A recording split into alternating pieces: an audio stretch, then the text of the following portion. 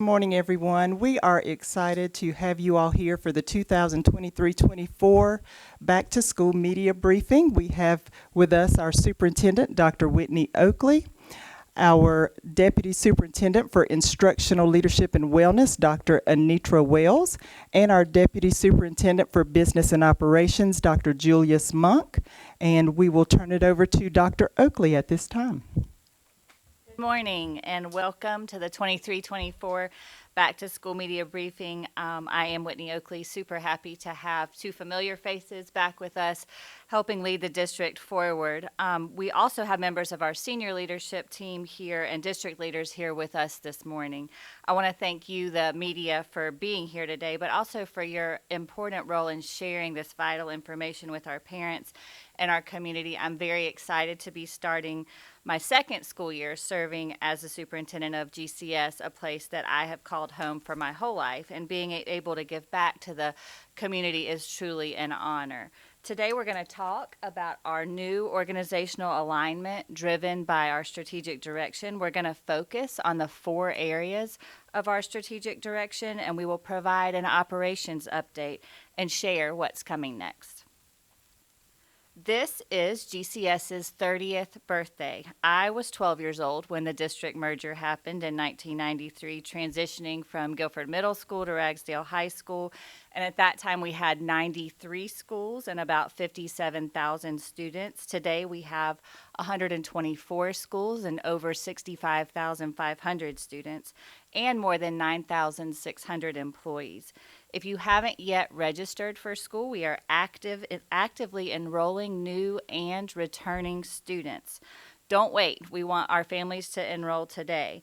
Our programs have continued to grow exponentially, and we have also accomplished academic gains and secured historic infrastructure investments while remaining committed to equity for all students.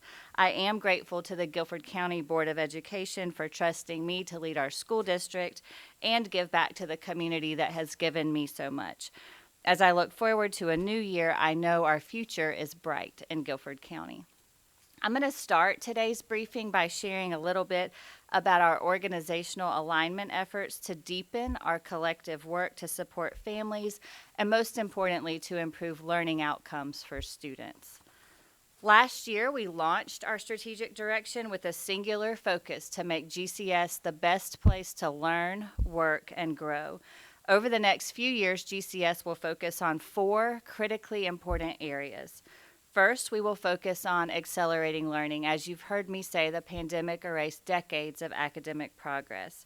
Secondly, we will make investments to recruit, retain, and reward top talent. We cannot address learning recovery and transform learning outcomes for our students without our people. Third, we will prioritize the health, wellness, and safety of our students and our staff members. And lastly, we will prepare students to thrive in the world. As we work on these focus areas, we are committed to a few things: making investments that address historical inequities, prioritizing collaboration among stakeholders to address barriers to student success and achievement, maintaining open lines of communication, and operating efficiently to maximize resources for students. To support these focus areas and our commitments, we're implementing some changes to our organizational structures to improve learning and life outcomes for our kids. According to the Harvard School of Education, there are 3 proven ways to improve student achievement. The first is to raise the level of content that students are taught. The second is to increase teachers' skill and knowledge that they bring to the teaching and to the content.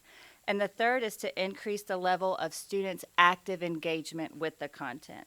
It's critical to address all 3 of these buckets here, students and teachers and content. Doing so results in synergy that improves student achievement at scale. With student achievement at the center and focused on instruction, our learning areas, our areas within our schools, have been restructured to a 6-zone model based on feeder patterns. So each zone will have an elementary principal supervisor and a secondary principal supervisor, and each pair of principal supervisors will be supported by a group of central office staff providing instructional and non-instructional supports.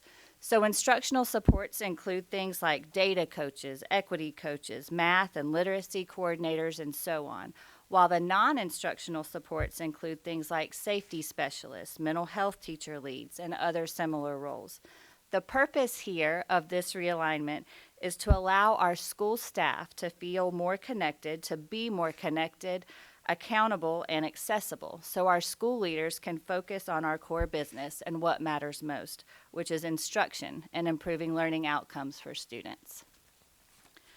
This is a breakdown of our 6 zones that will be posted online and their principal supervisors. You'll also see here that Zone 1 includes our public separate schools, our middle colleges, and our scale programs. This information will be available on our website. School zones are structured in feeder patterns to improve communication and transition points from elementary to middle and middle to high school. If you think about it from a parent lens who may have students in different grade spans, the feeder patterns are connected so that the elementary schools that feed the middle schools and the middle schools that feed the high schools are all together in that zone. Our core business is teaching and learning, and our families can expect us to continue the academic strategies and programs that we began during the pandemic. Many of these programs have been nationally recognized. Research indicates that 3 strategies work as urban districts across the nation address drastic declines in student proficiency, and we've stuck with these strategies since we came back from the pandemic. These include expanded learning time, the high dosage tutoring component, and acceleration, not remediation, making sure students have access to on-grade level content. We will continue doing what works to ensure our students are prepared to succeed in higher education or in the career of their choice. We've talked a lot about high dosage tutoring, but research continues to show that high impact tutoring delivered 3 or more times a week by consistent, trained tutors using high quality materials and data to inform instruction is one of the most effective academic interventions, providing an average of more than 4 months of additional learning in elementary literacy and almost 10 months in high school math. When we think about who our tutors are, GCS is fortunate to partner with local universities and community organizations to assist with recruiting in-person tutors. Our tutors range from our own high school students who meet certain academic criteria all the way to graduate assistants and community professionals. Last year, we completed more than 305,000 tutoring sessions for our students here in Guilford County. We have also launched the virtual tutoring helpline, which is open to all GCS students in grades 3 through 12 to provide additional support for our students after hours. Families can access the GCS virtual helpline by visiting the GCS tutoring website at gcsnc.com/tutoring. Learning hubs have provided flexible settings with instructional support, tutoring, mental health supports, and other enrichment opportunities for our high school students. We started this right after the pandemic just for access to internet, but these have transformed over time. Learning hubs assist students outside of school hours in a flexible way, and they're tailored and staffed according to what students need. If a student wants to attend, they simply need to contact a teacher, a counselor, an administrator, or one of the school's Learning Hub champions to sign up. Our Learning Hubs at our comprehensive high schools will again be a part of the academic supports we have in place this coming school year. We have seen growth in our Learning Hubs, a 31% increase in students attending the Learning Hubs from the 21-22 school year to the 22-23 school year. We also know that students who attend Learning Hubs have a higher attendance rate and a higher graduation rate. This year, we are also planning to expand these Learning Hubs to our middle schools. Next, we'll talk about recruiting, retaining, and rewarding top talent. As a district, we want to continue providing a supportive environment with an exceptional education, and one of the ways that we can do that is by getting top talent here. And you know where some of the top talent already is? Here in our own community. As a native of Guilford County, I am passionate about encouraging our students to come back and invest in their own community. As teachers here in GCS, our teacher cadet program, which was highlighted by several news channels just after graduation, is one of the ways we're aiming to recruit top talent to come back and serve here in our community. Despite all of the teacher shortages and challenges experienced across the country, we are excited that we have hired 560 teachers since July 1st. We're down to about 26 teacher vacancies, so we will be ready to start the school year in a very similar place as we were last year. Let's take a look at some of our harder to fill positions, though. We hear and see a lot about teacher shortages, and that's real. But what you'll also notice is that some of our hardest positions to fill are the ones that promote safety and wellness for our students. Looking at vacancies for our HVAC technicians, our plumbers, our electricians, and our other maintenance staff, as well as specialized positions like nurses, occupational therapists, physical therapists, and psychologists, we're just not competitive with the private sector when it comes to compensation. We also have a lot of work to do to make sure we have the people that we need to maintain our schools, to care for our students, and create environments that are conducive to learning, as well as people to push the instructional piece forward. We do want all of our staff to know that we value each and every member of our team, and we understand the significance of providing competitive salaries to reflect their hard work and dedication.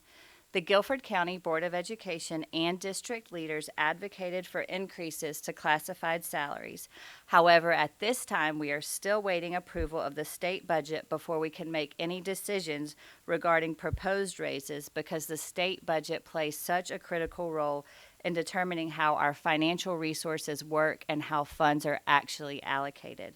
Currently, we have an interim budget resolution, which is the standard procedure until the state budget is passed. This means that no one can receive the pay increases until we have that state budget that's passed in hand. Once we have a state budget, we can proceed with building our own budget resolution for our Board of Education's consideration that could include those salary increases. It is expected that any pay increases that are approved would be retroactive to July 1st when we began the new fiscal year. We do want to assure you that we are doing everything within our power to advocate for the best possible outcomes for our employees. Once the state budget is finalized, we will swiftly assess the financial situation and advise our employees of the next steps and the timeline. I do think we should talk for a moment about our non-academic successes that significantly impact our students' ability to learn and our staff's ability to work in the healthy and safe learning environments. And these are our efforts to strengthen health and wellness in our schools. I am proud of the strides forward we have made in the areas of mental health, wellness, and safety. This includes one of the largest mental health grants in history, $14.8 million to expand our school-based mental health resources for our students. This historic grant came at a critical time and really empowered us to offer the support our students and staff desperately need.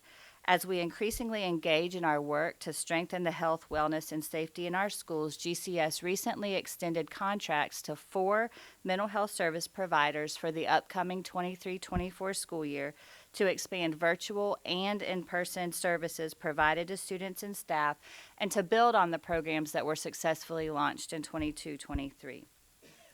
Last year, we had 1,538 students receive therapy, completing 8,250 sessions overall. Meanwhile, 294 staff members accessed services and completed 2,214 sessions. Access made all the difference. Maintaining this access is critical to address the continued impacts of the pandemic in our community that our whole country is seeing. Like other school districts across the United States, last year GCS saw an increase in student mental health needs and inappropriate school behavior as a result of the trauma many children and youth experienced during the COVID-19 pandemic.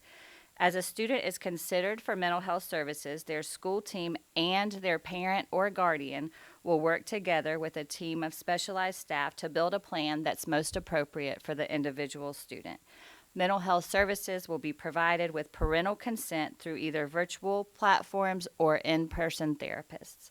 Most importantly, any time a student or a family member feels there is a need, they should immediately reach out to a trusted adult, teacher, school counselor, or administrator and let them know that the support is needed.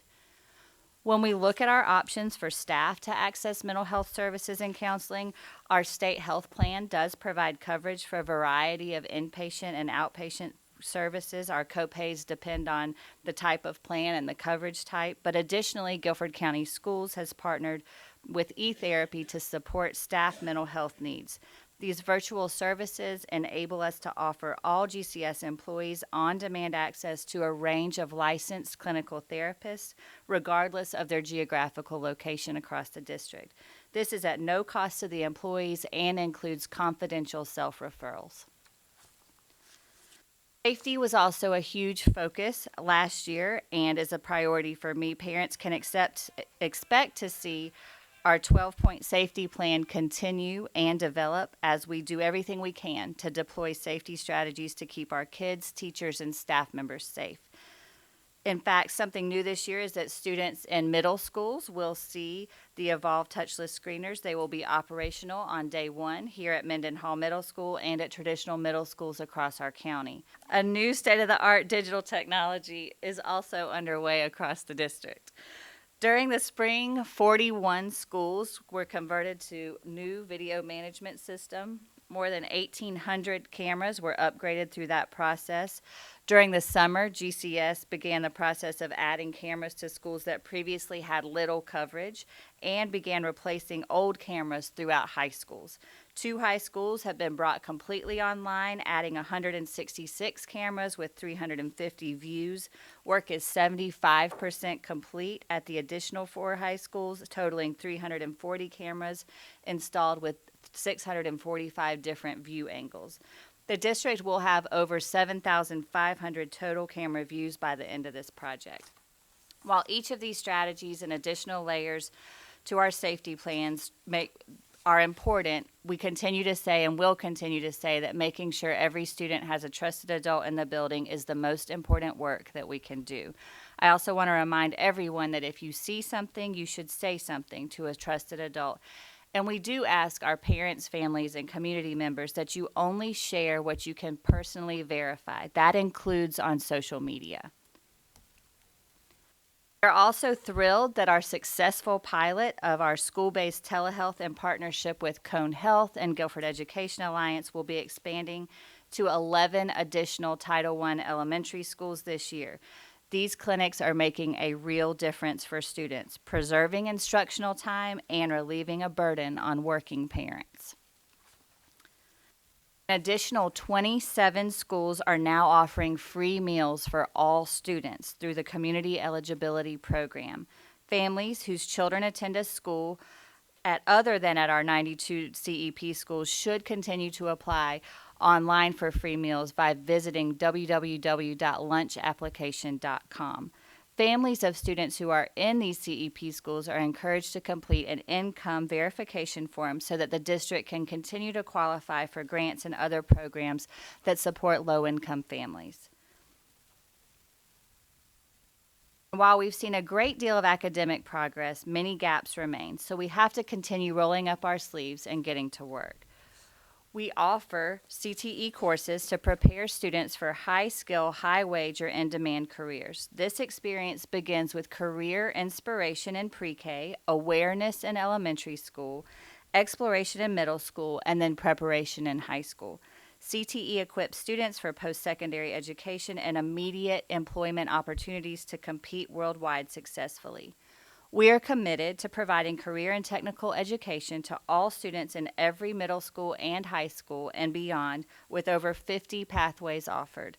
CTE pathway offerings are at all middle and high schools, and last year we had almost 25,000 students in our middle and high schools participate in career and technical education. We encourage our students to talk with their counselors about these different opportunities and to sign up for these CTE courses. In addition, we partner with GTCC to enhance access for our students around these CTE clusters through the Career and College Promise program. And of course, we can't have a GCS back to school update without a bond update. We are extremely grateful for our building services team and all of their hard work over the summer. Over 30 sites were painted this summer. We completed 1 roofing project and have 3 additional roofing projects that are near completion. We completed 10 major HVAC projects and have 4 that are currently underway.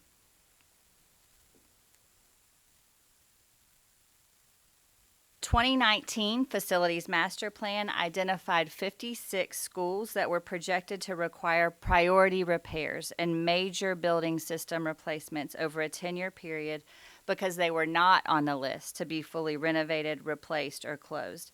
Funding is also required to sustain operations and provide a safe and healthy learning environment at these other schools while they're being renovated, rebuilt, or closed. So GCS Building Services has worked closely with the district's deferred maintenance program to develop a prioritized list of capital improvements over the next 6 years using $500 million of the 2022 bond funds to provide our students and staff with safe and healthy campuses in which to learn and work. Construction is moving along well. Those big dreams are starting to become a reality, and I am so excited to see the first few projects come to fruition. They actually are starting to look like schools. We anticipate that the first of these construction projects will be coming online just about a year from now. This is an image of the construction site at Peck Expeditionary Learning, a K-8 school. As we continue to make progress, I also want to just say another big thank you to our voters for approving $2 billion to build and renovate schools that prioritize learning, improve safety and security, support workforce development needs, and strengthen our community. As many of us know, most people who live here in Guilford County don't have school-age children in the district, so their vote to support our children proves that we as a community want strong public schools, and we know that strong schools make strong communities. You can see a few construction images of our K-5 elementary school bond projects here. This is an image of the construction site at Claxton Elementary School. Tomorrow, we will celebrate a major milestone for this project. Claxton students and families will join district, county, and city leaders for a topping off ceremony. We will be able to sign the last steel beam before it is placed on the top of the school. GCS Technology Services have been working diligently to ensure that students and staff have reliable devices. To that end, they have made the following technology upgrades, just to name a few. There are many more upgrades that have occurred behind the scene over the summer as we prepare for the next school year. And of course, transportation. The transportation department has spent the summer preparing for buses to hit the road to provide safe, efficient, and reliable transportation this school year. Every student who registered before the transportation deadline will have transportation on the first day of school. If students did not register for transportation before the deadline this summer, families should know that staff are working hard to get everyone routed as soon as possible. Please know that we routed based on the number of drivers that we have, so our routes could be a little bit longer. We will adjust as we continue to hire new drivers and solidify the actual number of students who ride the bus. We do have some families who sign up and then don't actually end up riding, so that number flattens out as we get into the first couple weeks of school. We do want to make sure that parents claim their Power School Parent Portal account to prepare for their students' transportation needs. This will enable them to get information about their child's transportation, but also academic information starting on August 22nd. Directions on how to claim the Power School Parent Portal account are located on our website and are on the Guilford Parent Academy webpage. We also encourage parents to download the Here Comes the Bus app for real-time tracking, allowing you to monitor your child's bus location and the estimated arrival time conveniently from your smartphone starting on the first day for the traditional calendars, which is August 28th. All of the information that families need to know to get started for the school year can be found on our Back to School website at www.gcsnc.com/backtoschool23. We do have a few important events that I want to share with you. I am excited to be completing my first year as superintendent here in Guilford County, and will be celebrating on September 1st at 10 a.m. at the Factory Building at Congdon Yards at 400 West English Road in High Point. We will also have our annual accountability media briefing on September 6th. More details will be shared once we know exactly when the state will be releasing us to release this information. I want to remind parents, too, that our students have to be here to get there. Attendance matters, and every day a student is in school is an opportunity to learn and build relationships and access support. Great attendance starts on the very first day of school. Some of you are already thinking, how can I help? Our students fell behind during the pandemic. They need math tutors, reading tutors, and science tutors. They need high-performing teachers. If you left the profession, we invite you to come back. At the same time, we are experiencing a mental health crisis and a gun epidemic in America. Our students need trusted adults inside and outside the building, fostering and nurturing relationships, and adults that recognize that guns are far too accessible and therefore too easy to fall into the wrong hands. We need policies and practices to prevent a next school tragedy from happening. And we know that we cannot provide students the best education without attracting and retaining teachers, counselors, social workers, and frontline workers, including bus drivers, mechanics, custodial staff, and school nutrition staff, just to name a few. So go to www.gcsnc.com/bettertogether. We need your help to make Guilford County Schools the best place to learn, work, and grow. Please help us build a stronger and better tomorrow, because strong schools make strong communities, and we can do it together. Thank you very much, and let's get to work. And with that, we're happy to take any questions that you have.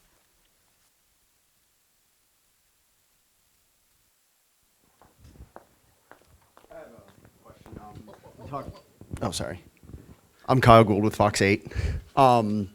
Just a question. The state legislature recently passed the Parents' Bill of Rights.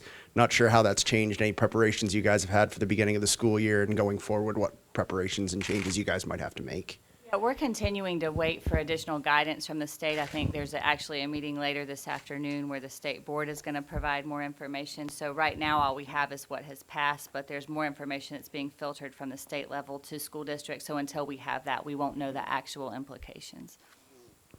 Dr. Oakley, I'm Daniel Cruz, the News 2. Talk a little bit about how some of these plans and the advanced learning opportunities, tutoring, and different things can help alleviate, learning loss, obviously, but help with overcrowding and keeping students learning, because overcrowding is obviously something that has plagued the district for years, and trying to keep students in schools and needing more schools. Talk a little bit about how these programs are going to help students continue to learn with overcrowding without some of those students falling behind. They get the attention they need. I mean, I think any academic recovery efforts work because they are individualized to the student needs. So teachers can deliver great classroom instruction and can scaffold for students with different needs, whether they're gifted students, English learners, et cetera. But we know that high school students have accessed these flexible hours in the learning hubs. They are making them feel more connected to school. They're helping them show up to school more often. So individualizing both the flexible options, but also targeting specific academic needs is how that will work. This past year, we doubled the number of students who were tutored and tripled the number of tutoring sessions, again, getting to more than 305,000. So students are accessing the help, and we're seeing the growth pay off. Dr. Oakley, Justin with ABC 45. Got a literal vote of confidence a couple weeks ago from the school board. Talk to me about what the next 4 years look like under Dr. Oakley. I'm grateful to our community and for our Board of Education members for recognizing that we are headed in a positive direction, but also that we have a lot of work left to do. We're just getting started. I think you heard a little bit about it today, but this need to accelerate learning, this need to attract top talent, expanding the health and wellness, and also to prepare students to succeed in the workforce and beyond is what those next 4 years will look like, and it's going to take our whole community to continue to do that. I wanted to ask on mental health, what for this upcoming school year specifically, what's new this year that wasn't in place last spring, both just on a broader level and like for a student or a parent or whatever, what changes might they see? I think the referral process will be a little more streamlined this year. We were just starting last year, and it took most of the school year to get things up and running. Now we've contracted with 4 providers. We've added mental health clinicians, so navigating the process should be more streamlined. We should have faster timelines. We'll have information at the get-go from open house. So it will be something that's kind of part of the fabric of the schools instead of something that we're layering on in pieces through the year. So we've had a whole task force that's been working very hard to get that in place. And I think that they'll find it a bit more accessible. We'll be able to connect kids with services in a faster way. But most importantly, this $14.8 million grant means that we can keep going past the ESSER funding. right? And so we know that the mental health needs aren't going to sunset when the federal funding sunsets in 2024. This is here to stay and something that's going to have to become a part of the fabric of what we do. That makes sense. Before the four, it sounded like you brought four on board this summer, four providers. What were you doing before? We had community agencies, we had another set of providers, but we issued another RFQ to see which providers were the best fit for us, which had the capacity to serve a district our size. And so those providers have been tweaked based on the bid process and who best meets the needs that we have for Great, the thank upcoming you. school year.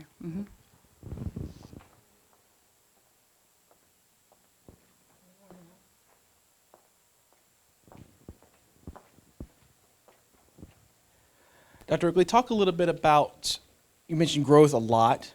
We have a lot growing in Guilford County and in Greensboro. We have a ton of jobs coming. Companies are coming to Guilford County, coming to PTI. We have Toyota coming, all great things. And these are on the horizon. There's work to continue to bring jobs here for those jobs that will be coming to Guilford County. Talk about how the district is working now, obviously, to work toward those additional families that will hopefully be moving to Guilford County, because obviously they got to fill those jobs and they want good schools. And you guys are already working on that in some capacity. Talk a little bit about that as we continue to welcome new families to this area. Sure. I'll let Dr. Monk share a little bit about a 10-year enrollment study, which will help guide that work. Thank you, Dr. Oakley, and thank you for that question. We certainly recognize the growth that the county is seeing from the adult population, which we know is also going to bring us students, and we are welcoming those students. We can't wait to see them in our halls. Part of what we're doing now is to redo our 10-year annual projections. And what that helps us to understand is where is the growth within the county happening that we didn't anticipate 10 years ago. It's also going to inform where we're going to be building our new schools at, which programs academically to align them with the new jobs that are going to be coming. So this is a very exciting time in Guilford County Schools, and we're ready for it.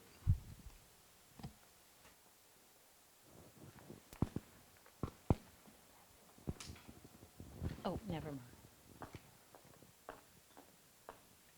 This will be the last question. Hey, so this is for Dr. Monk and Dr. Wells. I was hoping you guys might just share super briefly, or actually as long as you want for that matter, what brings you, what attracted you back to Guilford County Schools? What brings you here? What's the outline of what your role is going to be? And maybe what's something that you're most interested to dig into or most excited to work on? So I am very excited to be back in Guilford County. Started in Guilford County as a principal at Northeast Guilford High School for about 4.5 years. Absolutely loved my experience there. Loved the family atmosphere of Guilford. The only thing that took me away was a promotion. And so I went away for about 8 years, did another role, and when I found out the phenomenal things that Dr. Oakley was putting in place here in Guilford to maximize student achievement and to build capacity of employees, I felt like I had to be a part of that. My heart lies with making certain that when our kids leave our school buildings, they are ready for anything that they choose to do, whether that be going on to higher education or going straight into the world of work. And so that's where I feel like Guilford County is headed, and I wanted to be a part of that. Like Dr. Wells, I started my career here in Guilford County Schools as an intern, actually. And what brought me back was knowing I was going to be able to work with these two phenomenal women and building futures for our students. I can't wait for the hard work ahead. And I'm just, every day that I get to work with them, I'm just so impressed. And I recognize their passion and what they want to do for our students. And that, it incites things in me and makes me want to get up every day and do it too. So I'm here for these two women as well as the students in Guilford County.